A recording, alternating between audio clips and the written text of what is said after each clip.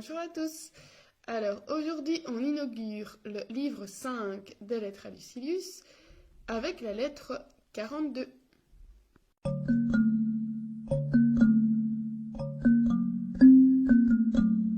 Lucilius a rapporté à Sénèque qu'il a rencontré un homme qui prétend être un homme bon.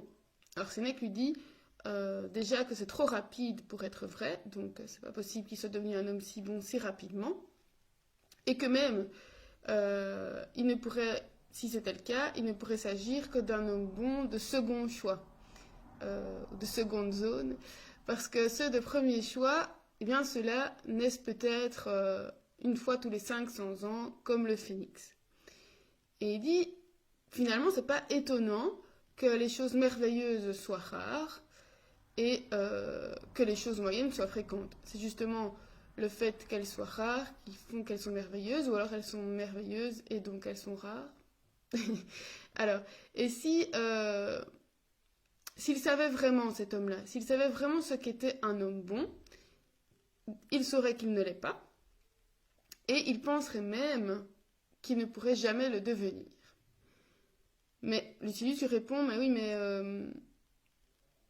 il lui répond pas vraiment. Sénèque devine ce que Lucilius pourrait lui répondre, et donc Lucilius lui répond, mais il n'aime pas les méchants, donc c'est une preuve qu'il est gentil. Mais non, justement, c'est une des caractéristiques des méchants, des mauvais, hein, c'est mali en latin. Et Lucilius répondrait, mais il n'aime pas les tyrans, il n'aime pas ceux qui dirigent par la force. Et Sénèque lui répond, mais en fait, il agirait lui-même, il agirait de même s'il était à leur place.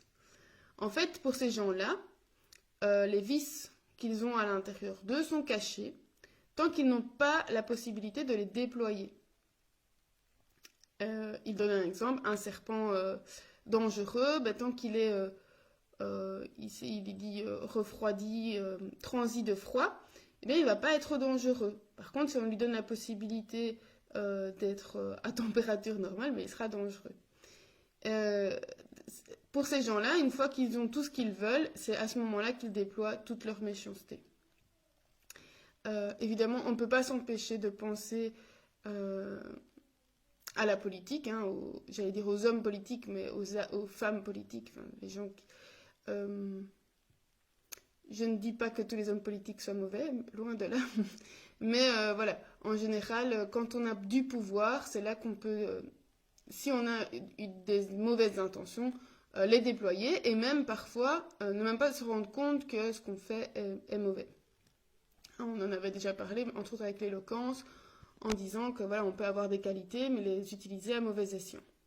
Et donc, l'idée que ici on pouvait, dès que les gens avaient la possibilité, ces mauvaises choses qui étaient cachées à l'intérieur d'eux allaient se développer et se dévoiler.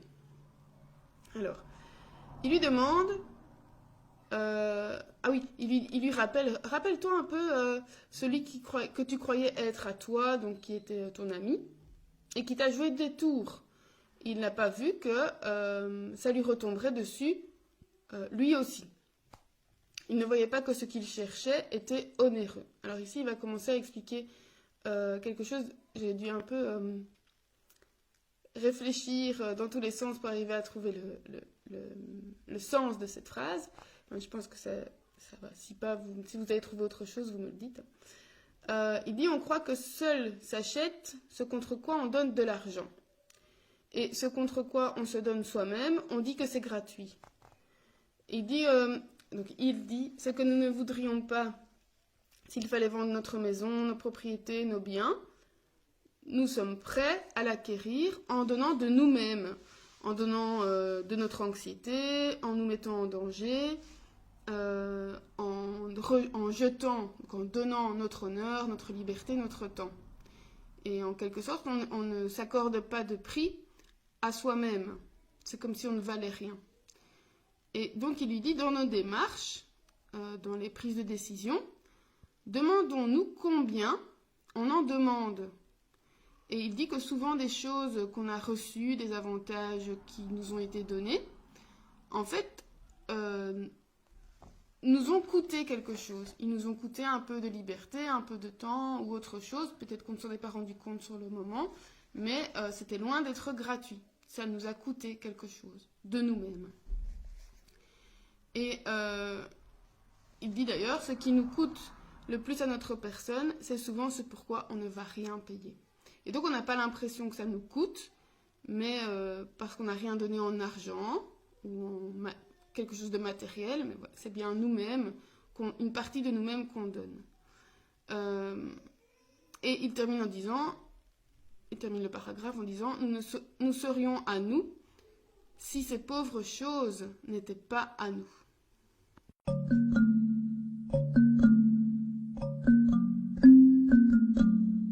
Ces pauvres choses, entre autres, c'est tout ce qui est matériel et tout ce qui est passion. Et la phrase que j'ai retenue aujourd'hui, c'est Hoc periturum est. Donc, cela est destiné à être perdu. Cela va être perdu. Donc, il dit, Lucilius, réfléchis à ça, à ce qu'il a dit juste avant, quand tu auras un accroissement de situation, mais aussi quand tu vas perdre quelque chose. Donc, quand tu vas acquérir quelque chose, rappelle-toi que ça peut être enlevé, ou que tu peux le perdre tout simplement. Mais quand tu perds quelque chose, réfléchis à ceci. Si c'est quelque chose que tu as reçu, eh bien c'est pas grave, avant tu t'en passais, donc tu feras comme avant, tu te passeras de cette chose-là. Si c'est quelque chose que tu as longtemps possédé, eh bien dis-toi que tu en as assez profité.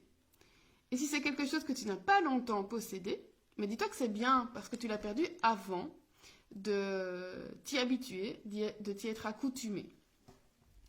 Et il dit, si tu as moins d'argent, ben, tu auras moins de tracas.